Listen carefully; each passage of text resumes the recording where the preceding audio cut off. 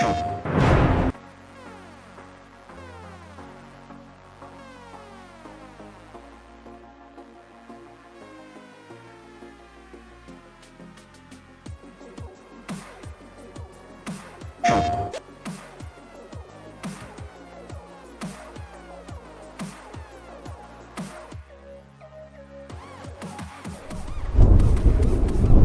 is not a place.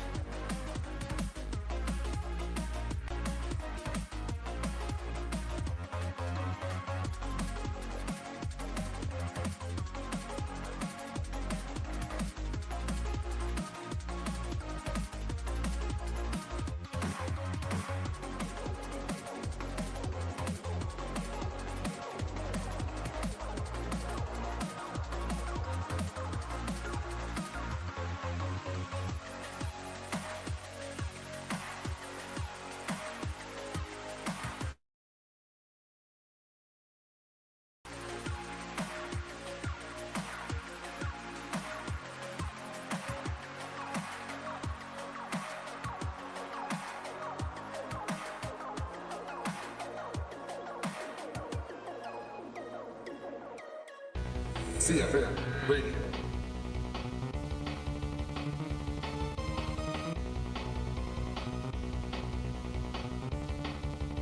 CFM Radio. CFM Radio, Double Time, Thursday edition. We are back. Yes, welcome back to CFM Radio, video game music and news on a Thursday. How's it going, Vector? Doing good, Drix. Doing good. You know, just kicking. I shouldn't say kicking back. Playing a lot of games. Playing a lot of games this week. There was a lot going on. Betas, Pal World, lot of gaming news going on that we found out about over the weekend. Crazy stuff with Bethesda. Crazy stuff with all kind of crazy stuff with, once again, physical media, and an interesting idea that came out. We have some breaking news from today, but Drix, how about on your end? You know, speaking of physical media, I caught wind of a GameStop story, anecdotally, where a 3DS is about $20 cheaper than a Switch 2. So if anybody's predicting, you know, that the retro market will only rise after the end of physical media, yeah, I don't know how GameStop is even going to continue to be in business for much longer. Well, Drix, you got to remember, they said their CEO said that physical game sales do not, quote, do not matter. Ah, that's what the GameStop CEO said. Yeah. Huh. Well, I'm puzzled by this, but I'm sure he has his good luck with that. To be fair, Drix, since we got the banter going on, to be fair, and even if you did, when was the last time you went into a GameStop and were not assaulted by trading cards and Funko Pops? Yeah, no, that's definitely going to be the shift in their business model. But I'm usually in there around, you know, Black Friday sales times, so I plan on doing at least a little bit of reconnaissance for the next 2 years until the official Sony discontinuation in 2028. Yeah, I'm definitely going to be sharking around a little bit more too myself, because it's going to be, honestly, I think the sleeper for these, the sleeper for this physical media drought or dry up or whatever you want to go from, take it as, I guess, I think the big thing that you want to collect right now, if you're a physical guy and you really want it, don't focus on the PS5 games, focus on your PS3 and PS4 games. Oh yeah, absolutely. You know, like those honestly, when push comes to shove, my personal opinion, PS4 or PS5 games are almost a lost cause. Like you're not going to be able to play these games in 10 years. Like maybe a couple of them, maybe Marvel's Wolverine, right? You know? Yeah, Final Fantasy 16, Spider-Man 2. Yeah, you might be able to play those premiere games, but that not a lot else, even if you did buy them and like buy physical. Yeah, so if you're collecting for posterity or maybe one of your kids' college funds, yeah, keep it, PS3, 360 and before. And those are those PS3 and PS4 and even like Xbox One and Xbox 360, those are consoles that are kind of hardy. They're going to stick around, you know? Yeah, as long as none of them red ring, the later models didn't have that issue. Yeah, you But get those in black my ones. book, I would rather get a 3DS or just a DS before like a PS3 or I have a few 360s lying around the house actually, but yeah, because I can't emulate dual screens. You know what I'm saying? Well, I'm maybe playing Drix, that on my screen on my phone. you couldn't. I was gonna say you could invest in one of those flip phones, Oh yeah, Galaxy Fold or something like that. Or yeah, the, Galaxy or the- Fold could probably have what's some the new DS. thing? The Aim Thor. Have you seen that? Mm-mm. It's like Nope. it's like a new retro dealie. Let me look it up really quick. It's like a new retro like mini console. Yeah, like the Anbernic or perhaps even the Soldier Boy Yes, Tellum. yes, exactly. The Soldier Boy Tellum, a classic, an iconic design. I wonder what kind of retro game show I'd have to go to pick up a Soldier Boy Tellum Yeah. for my collection. And I'm gonna drop it into the Discord, so you're gonna see it first. But that's the Ain Thor. I'm gonna put it on the screen for everybody to see before we jump into the headlines. And like, if you're seeing what I'm seeing, this thing, it's essentially a fucking DS, right? It's like It sure does look like a DS right yeah, there. that's here it is coming up on the screen. This is the Ain Thor. I guess it's always sold out. I didn't see the stock. I'll pull up the website one more time. At the batch 7 pre-order, $259. $259 isn't bad. That's for the 129 gigabyte or 128 gigabyte model for the Lite. What about the base? The base 8 plus 128 gigabyte is $329. What about the Pro? That's getting up Ooh. there. The 409. Okay, that's closer to Switch 2 and 3DS territory. Oh, it goes beyond Switch 2 because you can get it with 1 terabyte of memory. I don't know what you're playing on this with 1 tera, emulating literally everything. Never leave home without everything. Without everyday care. Yeah, every day in my pocket, I'm playing literally PlayStation 3 games in my pocket, my Xbox 360 in my pocket. Like Maybe it'll read some Sega Saturn. yeah, seriously. But like, yeah, this is a pretty decent price point. You get the Lite, you get the Pro. I don't know what the big difference is in anything else. They got a lot of peripherals, but yeah, you can get one of these things. That'll emulate DS pretty good. So we're getting there, right, Drix? We're pretty much there. Yeah, just about. I mean, that is some stiff competition for anything handheld that Xbox puts out, or even anything Xbox or any of these big time guys puts out is going to be way more available than the Ain Thor. You know what I mean? yeah, it's as boutique as the Steam machine. Yeah, you're not kidding. All right, so after some impromptu video game news, let's get into the headlines. Video game news. Yeah, hit me with them headlines. The first headline we've got is from Kotaku, and it is the Final Fantasy VII Revelation director gets philosophical about physical games is the headline. Yeah, I do the same. Yeah, me too. Don't we all? Here it is during an interview with Games Radar at Final Fantasy XIV Fan Fest.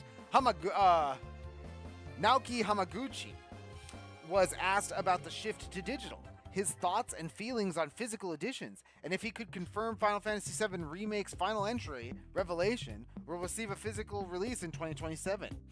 Quote, we're still having internal discussions on what the exact SKU product lineup is going to be for Revelation, said Hamaguchi. So I can't say anything particularly definitive at this point in time. But I am working to make the arrangements to allow us to have some kind of physical edition. Not exactly the most promising answer for fans who prefer owning games on disc. It is also disappointing to think FF7 Revelation could skip a physical release, considering Remake and Rebirth shipped on multiple discs that didn't need large online updates to work. But perhaps it's just too early to confirm that something as simple as, quote, Revelation will ship on disc. As for the future of physical releases in general, Hamaguchi is optimistic that, quote, there will always be some kind of physical or packaged edition, but it might not be on discs. Quote, maybe you'll have a box with a code inside it, suggested Hamaguchi. Oh god. Or, quote, maybe key cards like Nintendo's doing, or boot disc or something. I feel like there'll always be something, and I hope there will be. I do feel, as a developer and as a fan, that the general trend is for things to shift away from physical towards downloadable games. But that's obviously talking about the trend. Personally, here at something like FanFest or at the community events for games I've worked on, I really think that people bringing up things, asking for autographs, that's lovely. I think that it's wonderful, that it's a wonderful culture, and it would be a shame to lose that. I want that to remain. Drix, that's an interesting point of view. Do you think that things like FanFest and those sorts of person-to-person interactions, and even so much as asking for autographs, would be diminished when physical releases go away? Oh no, I hope not, because if you book them, they will come, so if these are things people want, and yeah, even just like, a handwritten signature, it means a lot to people, and is definitely, something cool to have in your house, but just to hold on to forever into the future and stuff.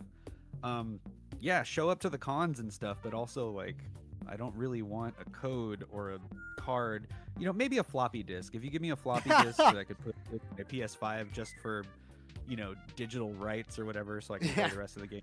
Or give me something to hold on to. A boot disc. Yeah, a boot disc. That was an interesting choice of words. Yeah. There. I liked that. It's good to hear that he's optimistic, right? Yeah, with reluctant but optimistic.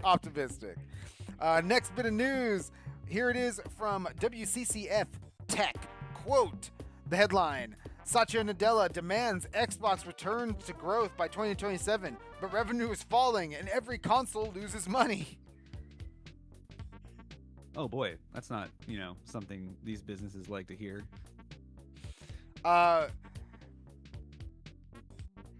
From the financials, the statement that Satya Nadella shared was, quote, when it comes to Xbox, we are making the necessary decisions required across our content portfolio and platform operations to reset the business for long-term growth. We have the best IP in the industry and talented studios around the world, and we believe we can bring these strengths together and expect to return the business to growth in fiscal 2027. Okay, big numbers. Line only go up. Gotta grow the industry. And from WCCF Tech, quote, with those numbers returning to growth as early as next year, Xbox is still losing money on each console sold even after the imminent price hike due to component crisis. And Microsoft itself expects this to worsen in 2027. Damn. Yeah, no, that doesn't sound very sustainable at all. How are you selling this hardware at a loss even after the price hike? That's indicative and not a good sign. So what are you thinking, Drix? More layoffs? Oh, yeah. I mean, I think you shouldn't have bought and closed so many video game studios. Oh, my God. Also, yeah, the empire, it might just be spread a little bit too thin. Man, it is absolutely... I am aghast whenever I see this kind of stuff, because like Double Fine, right? Double Fine, they just laid off 25% of people. They went independent. Oh, Double Fine is independent. We're away from Xbox. Thank you, Xbox. Oh, we laid off 25% of our staff. Yeah. Like, fuck, man. Like, the damage that is gonna be dealt. If you guys think this is bad, oh man, you ain't seen nothing yet. Yeah, grow the industry and do the exact opposite. Shit. But we have an interesting one, though. Here's a really interesting one from the Wall Street Journal. And I'm getting the most I can from the Facebook version of this story because it is paywalled. But the headline is, quote, latest perk for video gamers, chance to crowdfund a solar farm. Huh. Yeah, that's interesting. Why not, have the gamers lend their spirit bomb energy to renewable energy, huh? From the article, quote, in terms of their energy uses, video games in the U.S. are estimated to produce more greenhouse gases every year than 5 million cars. A group of former gaming executives say they want to atone for the damage the industry has caused the environment. They are offering the gaming community the chance to collectively power clean energy projects through a new PlayStation service that costs $34.99 a year or $3.99 a month. Members pay for rewards, such as a deal on a new outfit for a golfing avatar or a cowboy hat for PGA Tour, and in turn, the executives commit to paying for renewable energy. Quote, I'm old. I've been around for the gaming industry for a while, and now I'm helping to clean up one of my messes. Rich Hillman, a former Electronic Arts executive, said of the industry's power consumption. Hillman, along with a former Xbox executive, co-founded CleanPlay, a San Francisco-based climate tech startup.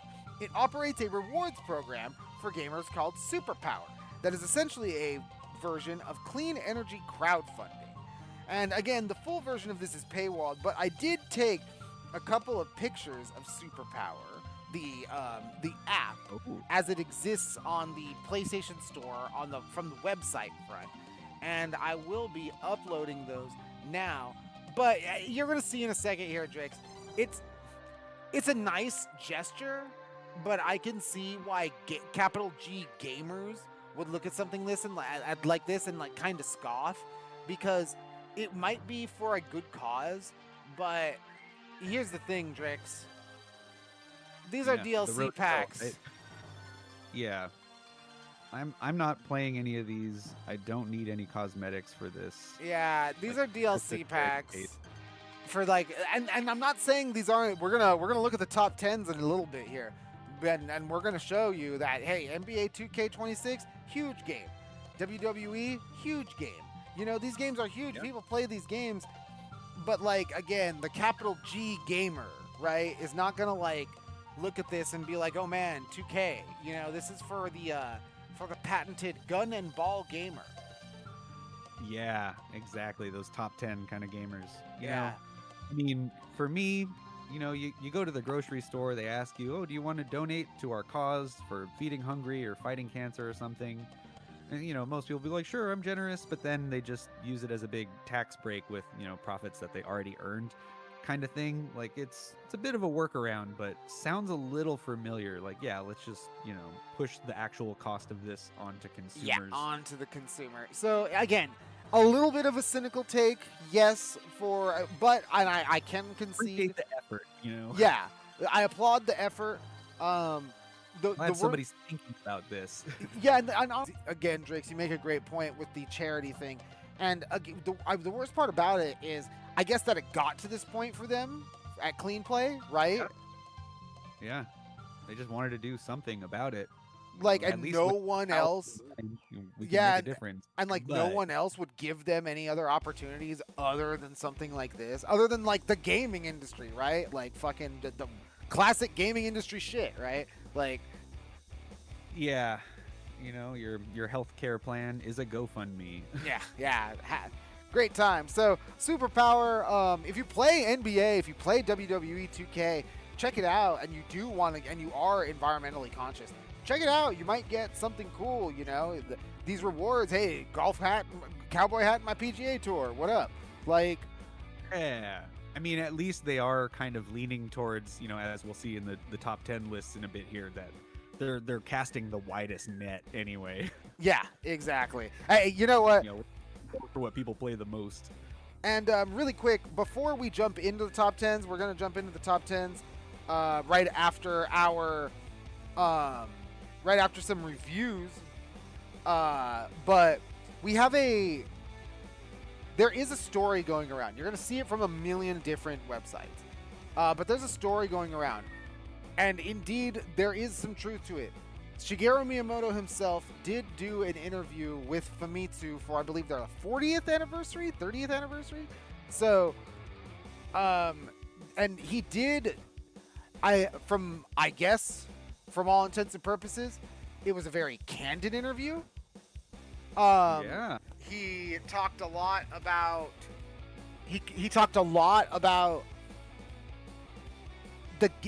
why they're releasing remakes, how they're an en route for fans who might watch the movies, and about how, while the movie schedule might not dictate the game release schedule, movies are influencing the release schedule of games.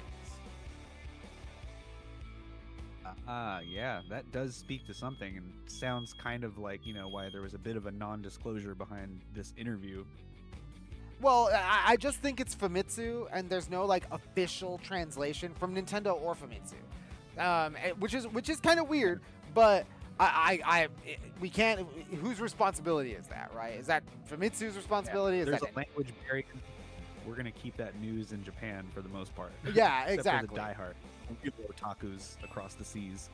So you're gonna see a lot. I would hold off on taking anything super seriously until let's say a month or two, until you see something like a word for word translation. Just hold off. A lot of this stuff is AI, right? Oh yeah. But the general gist from a lot of different from Game Explain and Inside Games, the main gist is, while Miyamoto is conscientious about the remakes, he says his philosophy is that they give people an inroad after they have experienced the theme park or the movie. He himself hasn't done a ton of game development since Pikmin 4. Ah, okay. And he laments the idea. The most interesting thing, and again, take it with a grain of salt, but the most interesting thing that I hear is that he laments the idea that the games industry and the people coming into it are less looking to create unique experiences based on their own life experiences, and they are quote-unquote fans. Yeah, I guess, long gone are the days where you'd take, the Sonic production team to Mexico to look at pyramids and use as textures for the games, huh? He actually means it more in a way. On the Kit and Krista podcast, there are a couple of old school Nintendo Nintendo PR people, but they were saying that one of the things that was translated that they confirmed was that Miyamoto laments that people come into the gaming industry as fans of Nintendo. They want to make the next Mario. They want to make the next Nintendo philosophy is, okay, let's start with the gameplay. And then, what's fun, right? Let's take Pokopia, right? What's fun? What do we want to do? What's the gameplay loop? Well, the gameplay loop is building and crafting shit. Okay, cool. What's fun about this? And then they figure all of it out. They say it's actually pretty philosophical. And then after they get that loop done, then they add the aesthetic. What else is this going to be? You know what I mean? So, who's good at this? Oh, Pokemon, Yeah, it sounds like a solid approach, have some sort of architecture in place before you add all the paint and the crown molding or whatever. Yes, yeah. You could kind of see it, right? Let's take a game like Donkey Kong Bonanza, right? Or fuck it, even Mario Odyssey. Let's be even more basic. The hat.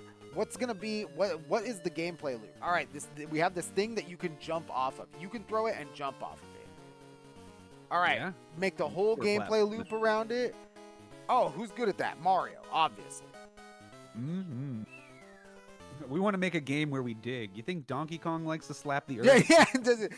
Or we made this thing that like is digging. Like we could like break a bunch of shit. Who's good at that? Oh, Donkey Kong. Yeah, he's been known to monkey around quite a bit. All right, but that is our gaming news, and I do believe Drix. We're gonna do some game reviews. We're gonna do the top 10s, but first we're gonna take a break because this is a nice little chill theme from Yoshi's Island. Oh yeah, I truly am touched by this melody here, but this is actually Yoshi Touch and Go for the DS, and this is the title screen music. Ooh, an underrated one, Yoshi Touch and Go, CFM Radio. We'll be back. Media.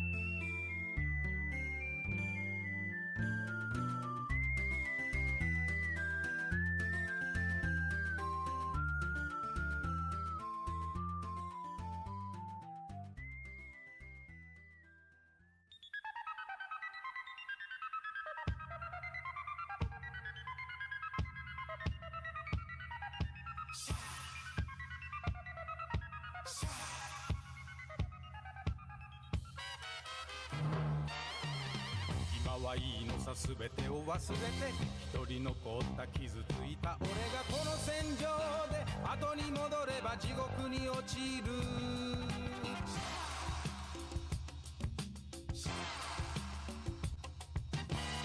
ビーム輝くフラッシュバックに奴の影シャーシャーシャー流した血しぶき後で吹け狙い定める俺がターゲットシャーシャーシャーシャーシャーシャー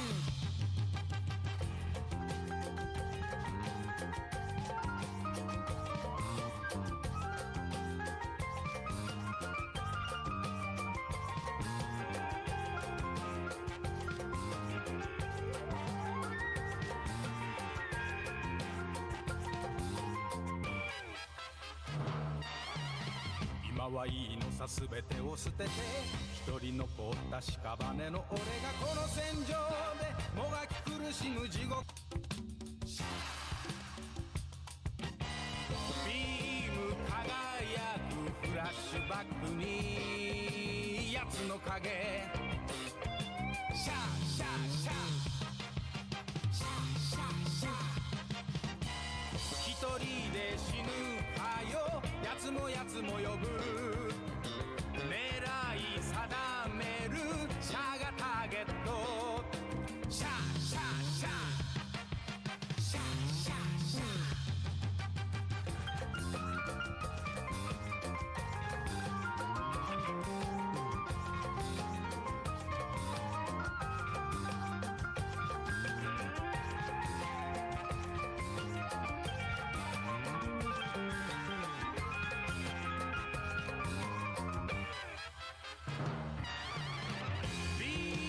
きらめく雲を咲く生きて見つめる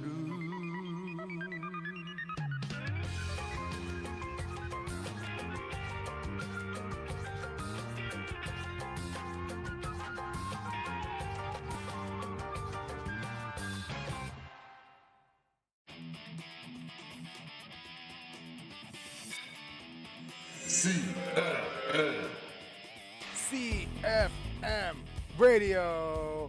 Be sure you're hitting that like, hitting that subscribe, and come on, give us a comment, guys. Yeah, man, that was a classic from the Gundam 78 era because, you know, Woo. those battles, I hope they're funky. Those Gundam battles used to be funky, but that was from Mobile Suit Gundam Federation versus Zeon for the PS2, and the song was called Char Ga Kuru. Damn Char. Always causing trouble. These funky battles. But you and I, talking funky, you and I played some funky games this week, Drix. Oh yeah. Yeah, we sure did. Let's see. You first or me? We'll start off with you. We're going to start off because you reviewed this one that we're dropping on screen right now. Oh yeah. Now this little survivors like this auto shooter absolutely takes place in the Eastern Hemisphere. It's called ReapNRush. A lot of notes and beats from this review are kind of taken right out of my review for Devil Jam, actually, because I'm gonna kind of tiptoe around my fatigue of this sort of genre. But this game is good. This game is fun. So in the auto shooter style of things, in the survivors like genre, you don't necessarily always have to aim, but it's like, you know, isometric camera and you're getting ambushed by, you know, hordes of monsters and the like, and doing a lot of rogue-like leveling up, gathering of abilities, and of course, unlocking things post-mortem after you die. So this one, however, you know, in an opposition to my review for Devil Jam, this one takes place in a more eastern underworld. So of course, things are going wrong down below in the afterlife, and it's up to our noble, you know, isometrically placed hero to sort of set things right when evildoers of the underworld get out of control. Yeah, such as Tiger the Miser here. Yeah, no, a lot of good boss fights. The boss fights are always fun and kind of the most action-packed segments, you know, of these kind of games. So I usually end up grabbing clips of those. But again, what sets it apart, and you almost like have to do this if you're gonna make a game in this genre, is it has to have a visual style. And like, while this game, like, you know, was more than likely made in China because it has the most sort of Chinese characters that I've ever seen in an English game, but also in a very sort of like esoteric, kind of mystical witchcraft kind of way, which I really enjoyed. But the thing that you know makes it stand out a little bit is this isn't like an anime looking game. Like, it is kind of comic booky. It does have like an art style that, you know, reminds me of like clothing you might find with characters at like Hot Topic in the, you know, early 2000s or something. Like late 90s, early 2000s era Nickelodeon type thing. It does look like that. Yeah. Beetlejuice, the cartoon, Yes. or like, you know, Grim Adventures of Billy and Mandy, anything kind of like Wow, spooky, yeah, but absolutely. also like for children, so not like, you know, gory or obscene. It's pretty cute. I mean, in a lot of this B-roll, you'll see me playing around as this like penguin character, who of course became like my favorite. But like any roguelike, there's a lot of stuff to unlock. Different characters have different abilities. You unlock more as you play, as you die, you earn more things. But the way these mechanics kind of work is you have these yin spells, which are like your sort of basic attacks. Different characters will be good at, you know, using fire magic or like physical damage, or, you know, water, earth, and things like that. So you build synergy sort of around those with the items and abilities that you pick up and how you sort of level up your character. You also have fate stones, which are like upgrades for these yin spells. That's the language we're using here. And you can sort of you can mash together 3 fate stones at a time to like improve them. And another thing that sets this game apart is in the maps, the way the levels are sort of set up, you actually have objectives on the map. But if you linger too long trying to like farm gold and things like that, then it'll get harder as you get towards the end of the level in these different stages of the level. So as you know, you get to higher difficulty, there's more boss fights, you get to different new areas and stuff. But you know, of course, the gameplay is about as addictive as any other game in this genre. You know, you do want to keep playing it and just adding, stacking new levels, items and stuff, unlocking things. There's a bit of like an equipment setup where you can attach different items to different characters, and a fun little like colored grid with different, you know, things you can use just to, you know, really bolster your defenses and when you go out into this hellscape, you know, literally. So it actually does have like a bit of like a decent story to it as well. Too. It's with this funny like comic book, you know, art and characters and stuff. But I wasn't super gripped or like immersed by it. But at the very least, like it is unique. And you know, if I had a lineup of the last you know 5 survivors like auto shooters that I've played in the last few years, like at least this one would stand out and be unique on its own. But that's kind of about where this game sort of ends its launch party. It's because it's about as good as any other auto shooter. Again, Devil Jam reference. I did like sort of the music a bit better for that one, and like I think in ReapNRush, like it sort of kicks up during the boss fights, but like musically, like not, you know, super hype, not super engaging. I kind of wish that like, you know, Eastern Flute was like a bit more played out if you're gonna theme the game around Eastern Hell. Like I'd, you know, more instruments from that region like would have been cool in the soundtrack. But yeah, it's solid game, good times. Again, as addictive as anything else in the genre at this time. But not changing any hearts and minds really, because it's all kind of stuff that we've seen before. You know, as much as I love fusing together, you know, different rocks that I collect, the best part was kind of just like the level design and like actually having objectives on the map and wanting to complete them in a timely manner so you can actually reach the end of the level. That felt like somewhat powerful, because you don't, you know, the way you kind of just eventually get swarmed later on, you know, you don't have a lot of time, but you kind of still want to do everything and collect all the stuff and spend all the gold at the city. And it's fun how you sort of unlock things. And honestly, like the interacting with the different characters is fun. Like every time you go to collect a reward for a quest, you know, the ghost puts his phone down. Oh, that's pretty funny. Yeah. And you're seeing a little bit of this like mini game here that I discovered just sort of last minute. It's like you run through sort of these. It's really charming as far as auto shooters go. The rest are sort of action and like, you know, sort of in your face attitude or whatever. But this one was sort of had this like subtle charm, kind of like a, you know, high fantasy martial arts movie as far as like the story goes with your, you know, kung fu and your demons and your Shaolin magic or who knows what, Taoist, whatever. It's cool. The mythology and the folklore of it does make it stand out. But you know, if you really want to dig into the minutia and the mechanics, it's like you can invest that time into it. Will it make the game more fun? Like I can't say, you know. So as far as my review for ReapNRush, I'm giving it a 3 out of 5. 3 out of 5 for ReapNRush. And you know, it is true, Drake. This is one of those things. This genre is a very hot genre right now. People like to talk about friend swap, right? People don't realize for every one friend swap game, there's like 3 of these. Yeah, and I think it's just a fun little like developer kickflip. Like something about the code must make this like really easy for one person to do, and I do respect that. Just like I'm not saying it's a bad thing.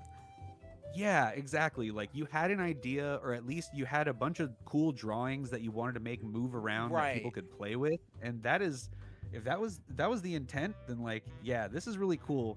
But kind of plays like any other. You know, you Yeah. want to get the best stuff that you can and then survive like the mobs and swarms that end up coming at you on screen, you know. So it, you know, a little bit of bullet hell, a little bit of like, you know, isometric like RPG elements and stuff. You know, it's a similar mix, but you know, it's a good time. Yeah, just one of those things where if you, there's a lot of flavors of this. If this is your flavor, this one's for you, right? Yeah. We played a lot I on the show, so Yeah, exactly. Again, trying not to show my fatigue here, but all of them are in Would hell. What's up with this? Like, yeah, I mean that's the only place you get ambushed by demons. And another point of reference I have just before we move on is Dynasty Warriors Abyss. Okay, that for me, the unlocking felt rewarding. There's like way too many characters to play as, which is like a good problem to have. But I'm also doing these like Dynasty Warriors combos, so I feel a lot more like involved in the actual action and summoning, you know, other Dynasty Warriors to fight alongside with me mid combo. It's really cool.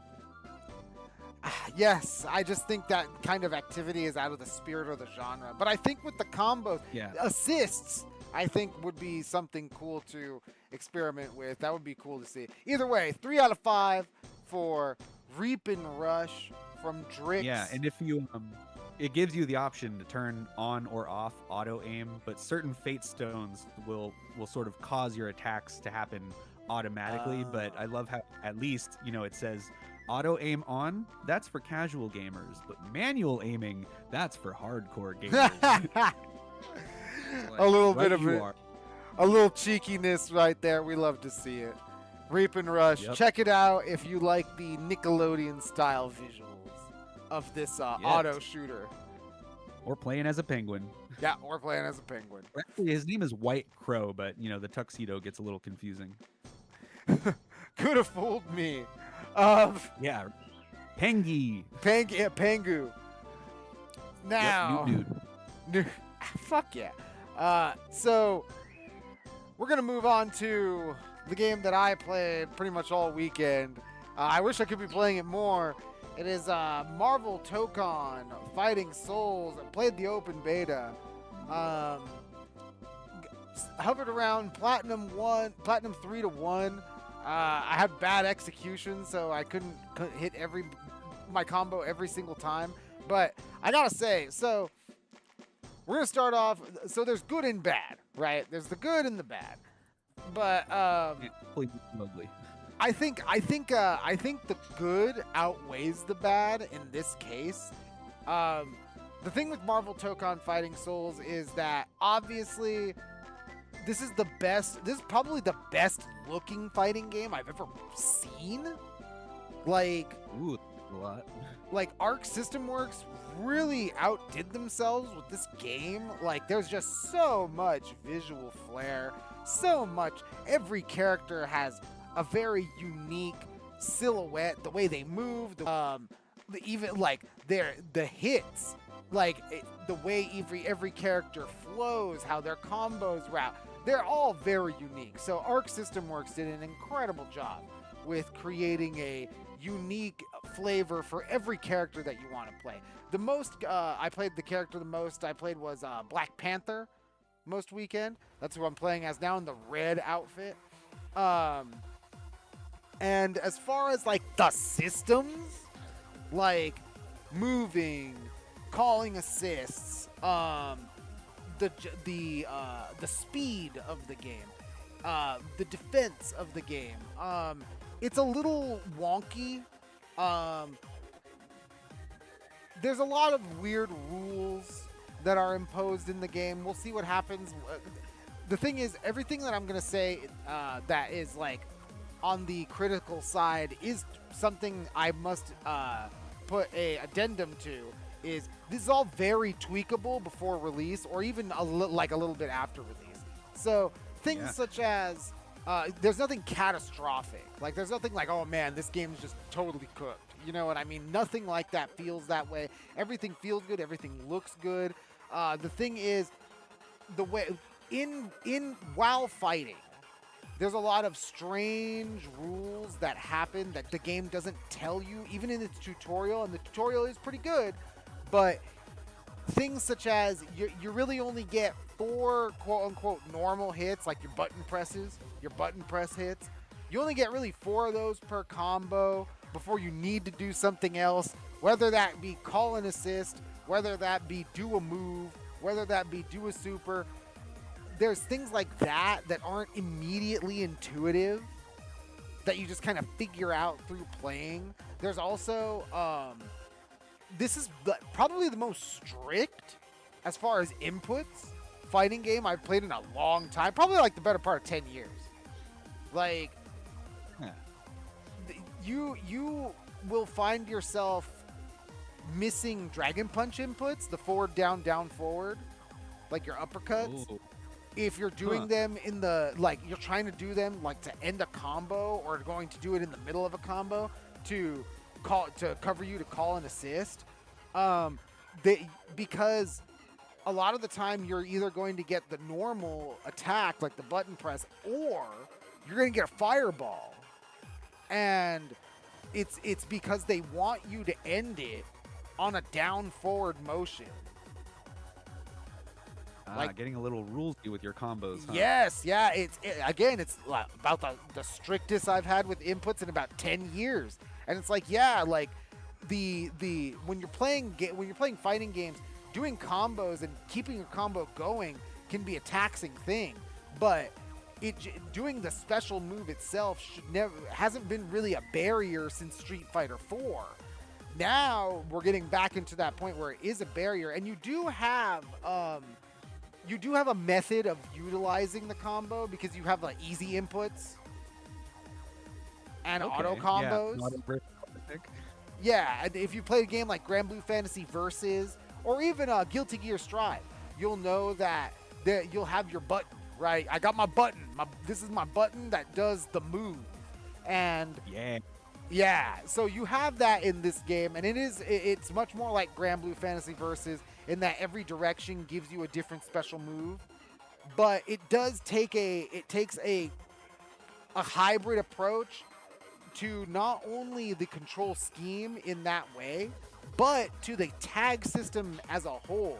I played a lot of Black Panther, and when I say Black Panther, I mean Black Panther. I didn't play a lot of Spider-Man. I have Spider-Man, Magneto, and Magic on my team, but I really didn't play as those characters. I played a lot as Black Panther, because you're able to.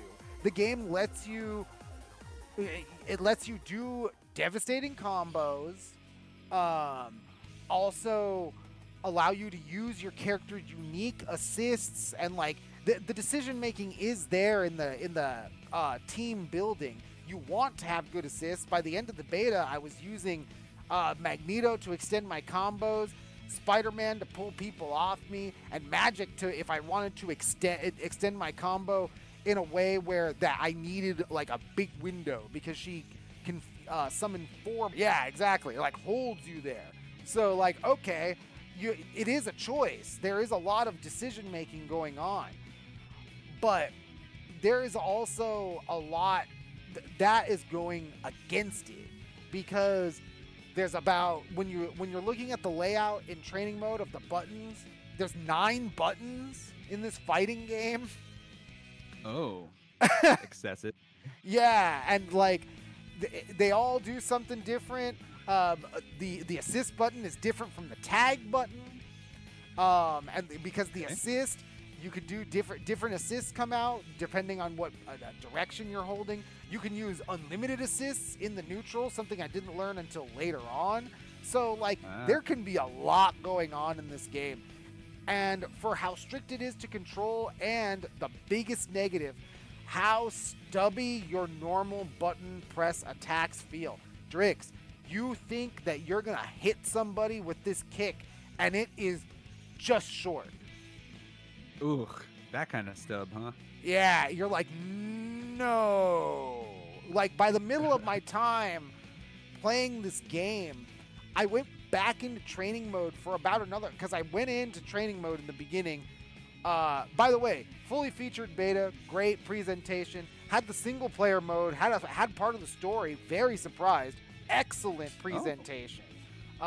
Again, one of the best. Yeah, beautiful is the word, Drix. This game is fucking gorgeous. It is amazing. Like, it is dynamic. The backgrounds are dynamic. The character interactions are dynamic. It looks great. Everything, top to bottom.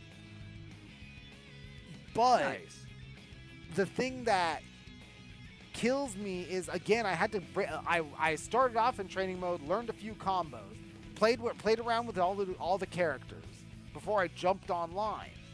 And after playing online for a while, I was like, oh man, I'm gonna have to go back into training mode because I need to know the exact range of all these normals.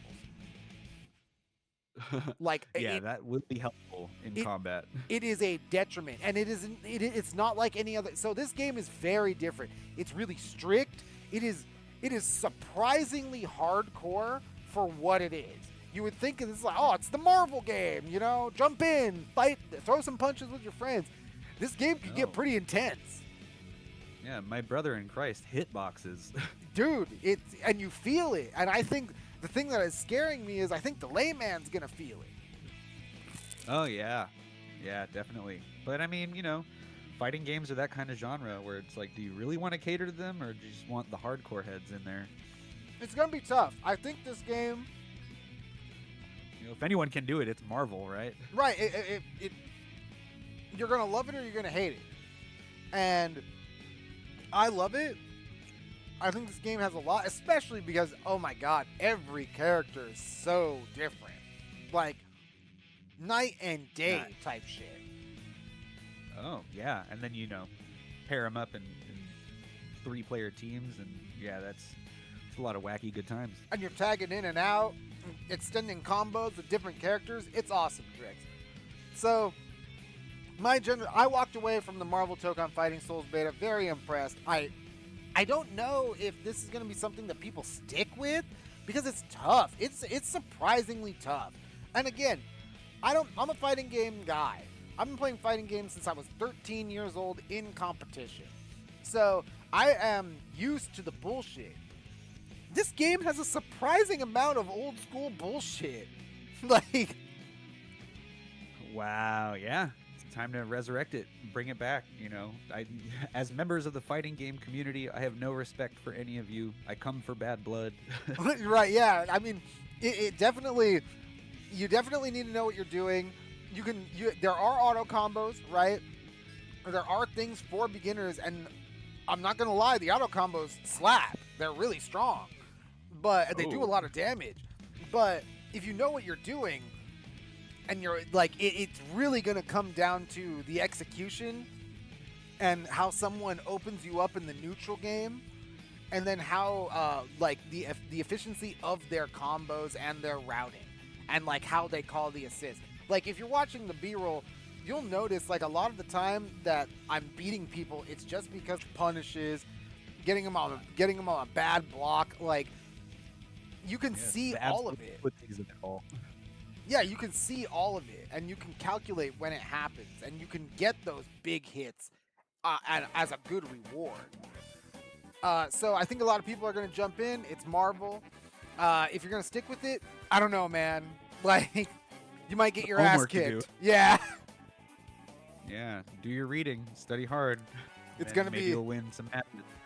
It's going to be crazy. I fought a lot of crazy people in this weekend. Hit that training mode. Yeah, people already were knowing what to do. Like, and granted, I felt like I was keeping up, but man, oh man, when I didn't know what to do, I had no idea what to do. Yep. Do you know where your hitbox is? Yeah, exactly. So Marvel Tokon Fighting Souls, that comes out next week, but we are going to move on to the top 10s. Oh yeah, let's rattle on down the road and hit me with the lists. Since we're starting off with the PlayStation game, we'll start off with the PlayStation Store. Number 1, bestsellers. We're not doing most downloaded anymore. I can't get a reliable most downloaded on Switch or Xbox. So We're gonna do All time.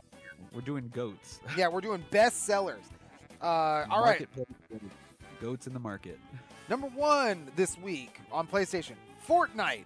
Number 2, Halo Campaign Evolved. Number 3, Call of Duty, the overall app. Number 4, College Football 27. Number 5, Call of Duty Black Ops 2. Number 6, EA FC 26. Number 7, NBA 2K26. Number 8, Roblox.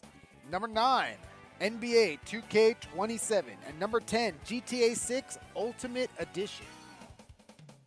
Oh boy, they're already taking pre-orders for that bad boy, huh? Oh man, it's number 10. Yeah. Why not just get it out of the way? Give them your money now. But I always just glaze over it in the store, but I'm still like not aware that Roblox is on PlayStation.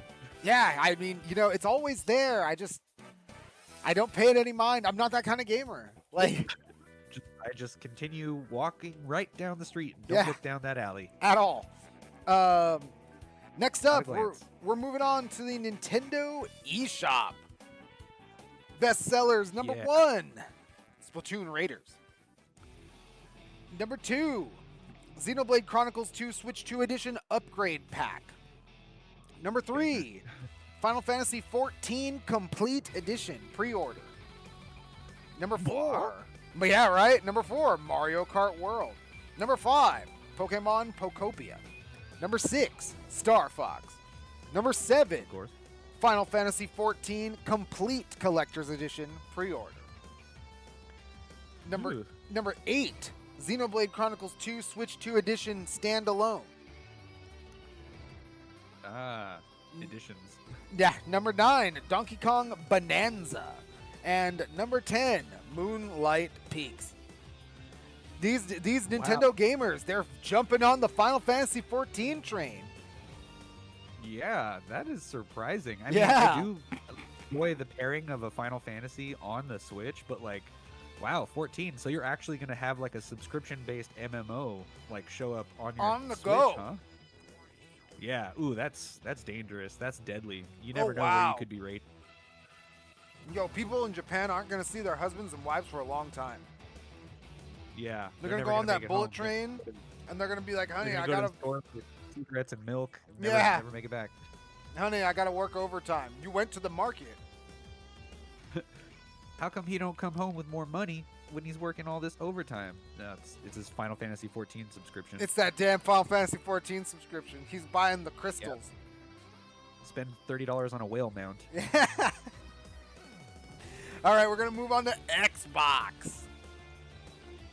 For the Xbox store this week, number 1 is College Football 27. Number 2, Minecraft Bedrock and Java Edition. Number 3, Call of Duty Black Ops 2 Xbox 360.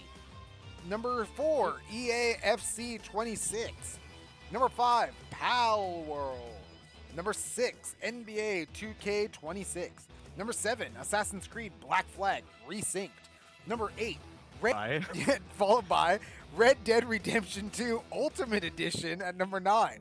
And following up at number 10, UFC 6. Tricks Red Dead Redemption 2, the Xbox gamers. They are rooting and tooting. Like, Yeah.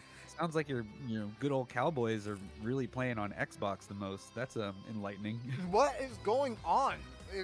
Yep. You got your Final Fantasy weebs on your Nintendo eShop, and the rootin' tootin' Cowboys playing over on the Xbox. On the This is some Xbox. real graphic data right here. What is going on with Red Dead on Xbox? Like, Yeah, both of them editions. There's more duplicates than an MP3 or a ROM collection in here. yeah, right. I mean, shit. I mean, people must be loving Red Dead Redemption. We're coming back, boys. We're taking it back. Like, No, and I'm surprised. I haven't heard anything about like role-playing servers for that one either. In the same Me way neither. they have for GTA 5 and stuff, but that's just a bomb waiting to go off. yeah, seriously. You know what? If anyone can tell us what's going on with Red Dead Redemption 2 on the Xbox, please let us know. Like, Yeah, if there was a rootin' tootin' role-playing game, out there, modded out, hacked up, that sounds like a good time. now, this is uncharacteristically, We're going to end the night on the new releases. But right before we do, our discussion topic for the night was the PlayStation 6. What would it take for it to be enticing for you? What would it take for you to buy it? And Drix, I don't know, dude. I think it would have to be like the fucking best thing since sliced bread, man. Like, Yeah. It would really have to reinvent the wheel, but I mean, I am straight up, will say here and now, like in this economy, affordability. You know, how much bang am I getting for my buck? And, you know, of course, like exclusives, I guess, because Sega has to do what Nintendo don't in order to sell console hardware. I mean, but do at the they? same time, Like, maybe not at this point. Maybe, Yeah. you know, since they might be, you know, under the FTC's looking glass for having a monopoly on all this stuff sooner or later, Sooner or especially later. since, you know, Halo was on the PlayStation top 10 downloaded or sold. yeah, the best seller, like number 2. Like, I with no discs either. Like, so it's a big rental Yeah. machine. I just don't know what I'm getting over a PC for my gaming, right? For my gaming, like, Yeah, you know, if the hardware crisis is just going to amplify until then, like, who knows? I can't even begin to know if I'll be able to afford one when the time comes. and that's what I was gonna say. It's not gonna be affordable. It's not gonna have Yeah. the best games because you're not gonna be able to upgrade it. Yeah, Like, who knows? Maybe it's time, you know, maybe we've hit the apex and it's time to start rolling backwards down the roller coaster. But yeah, not a whole lot. It Yeah. would take, you know, something considerable, like a life-changing event, yeah, for me to consider or be interested in buying a PS6, especially at this moment in time when I'm still exploring my you know, PlayStation subscription, playing I games think- like Ghost of Tsushima and catching up on all the greatest games of the last few years. I think the reality is that I think this PS5 is gonna last for like another 5 years. I think Yeah, with the PS5, like I think with the PS5 we're gonna get our good shit now, and we're gonna keep getting good shit for a really long time. yeah. the PS6 there are is people gonna- who, you know, there's probably horses in the race that are just waiting until after GTA 6 to like Yeah. start and even go up. And I think people, you know, they're not like, I think like you said, they're not gonna upgrade. I think the PS6 is gonna kind of come and go, and It could. you know, it's gonna be one of those things where like if you bought one, there'll probably be like 3 games for you that will like fucking stand out. It might be like, weirdly as it might seem, it might be like a 32X situation, right? Where you have like, Oh yeah. Like, maybe just mod out the console you have. yeah, I'm thinking. I don't know if a lot of people have considered something like that, because I honestly believe that if you have if you just have more people latch onto a PS5 Pro and then release a handheld, Yeah. You know what? You know, if the PS6 is you know, the expansion pack for the, right? just like, you know, hook me up with some of that RAM everybody's fighting over. I mean, shit, dude. Y'all got Like, any CPU? no one is saying this component crisis is gonna go away. Yeah. Just, you know, being a little bit of a reality check, all things considered. So, PS6 really has to like really deliver something mind-blowing. I can't even really think of something that would make me jump at it. Yeah. Final Fantasy 17 better just be mind-blowing. Yeah. Like infiltrates my reality type shit. Yeah, that's a lot of pressure for old Squeenix. Yeah. All right. But we're going to do new releases, and we're going to close out the show with the new releases because, Drix, the first new release that came out yesterday, was the one we reviewed last week, Verho, Curse of Faces. Nice. Yeah, that looked pretty cool. You know, a little bit of low poly retro aesthetic mixed in with your, you know, something sort of Souls-like in its exploration of things. Sounds like a good time. From the PlayStation page, quote, "The Curse of Faces, where revealing one's face means instant death, has befallen the world. humanity was brought close to the brink. After 264 years of the era of solitude, a symbol of safety appeared: masks.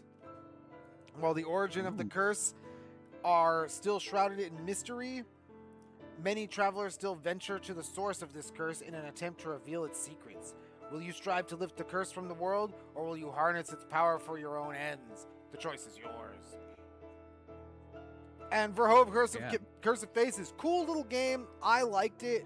It's a little esoteric, but I thought it used its low poly aesthetic to its advantage. Very cool.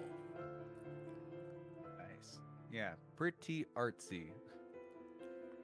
Next up, we've got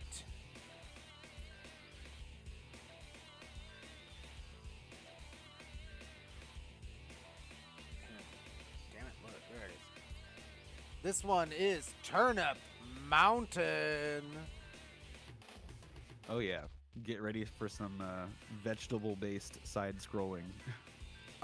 Vertical scrolling, as it were. Oh, yeah, Donkey Kong style climbing. Yeah, Donkey Kong. What is it? Swing, Jungle Swing. Our introduction to Mario.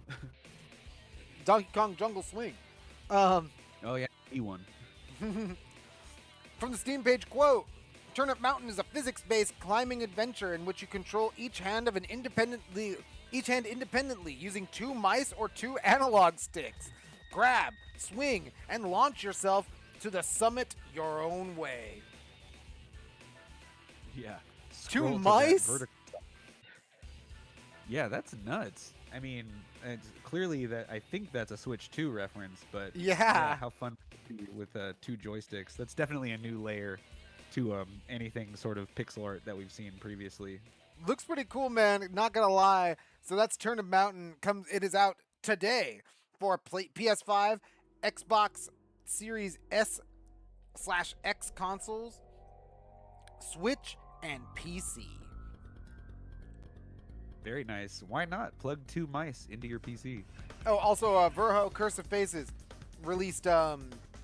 It has been out for PC, but it is now out on console, PlayStation 5. Sweet. Go charging up those sword swings. And finally, we have an interesting one. This is the Relic.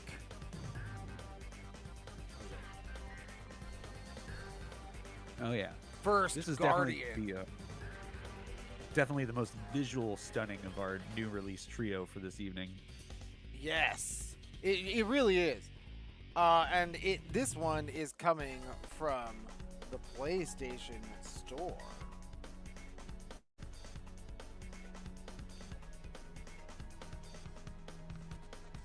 Is it playing? Oh, it is playing. Okay, cool.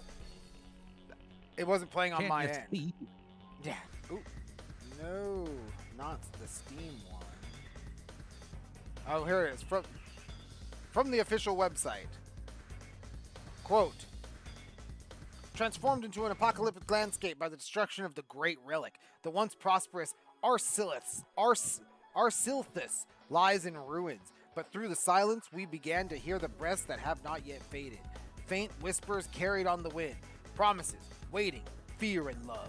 These forgotten voices are relics, fragments imbued with the emotions and wishes of those who lived before. It rests with you to find and use these powerful relics to honor their memories and lead the world back to prosperity. You are the last hope for Arsilithus. Yeah, get your Souls-like swordplay in with this one, actually, with your hard lock. And dodge and parry, why not? And the Relic First Guardian releases tomorrow for PlayStation 5 and PC only. Yes, the PS5 to PC pipeline. I mean, you're going to need some hardware to run these kinds of graphics. Yeah, exactly. And hey, you know what, man? This game definitely looks like a game that, like a PS5 type game. You know what I mean? Like, Yeah, absolutely. When those frames start running, you're gonna see some lighting effects, and your fireballs are really Dude, gonna the pop. fire Your looks swords, awesome in this game. yeah, Like, swords will clash. Fog will obstruct your view for certain distances. July 31st, that's tomorrow. And Drix, like I said, wrapping it up, it's one of those things where I have no idea what Sony is going to do with this PlayStation. Like, I'm not interested in it at all.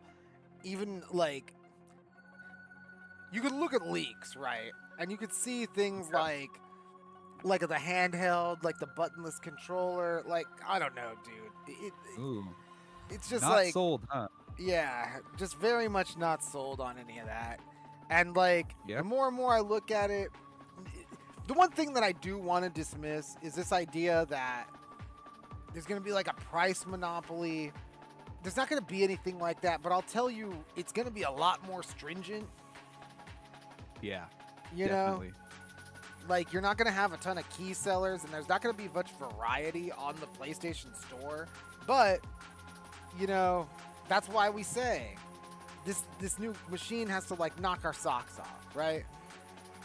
Yeah, exactly. Otherwise, we're just gonna keep paying for things like food and gas and roofs over our Yeah. heads and lights powering our TVs and whatnot. Yeah, very much so over these electronic entertainment that, you know what? Push comes to shove, I could just buy an Iron Thor. Yeah. Like- Ooh, I'd like to start looking into that. Yeah. I mean, because I was seriously considering getting like a DS or a 3DS above even maybe like a Switch 2. Like, do I really want to play Star Fox that bad, or do I want to just yo ho ho some Yeah. game collections? Hey, you know what? I'll tell you what. A good yo ho ho console is the OG Switch. If you haven't done it to your original Switch yet, you might want to look into it. Oh yeah, the Mario cease and desist eye of Nintendo has moved onward. Indeed. But we shall move onward. We hope that all of you game on. There's a lot of good stuff to play. And as always, have a good night. Yeah. Last CEO CFM Radio in July. Yes. See you next month. Good night.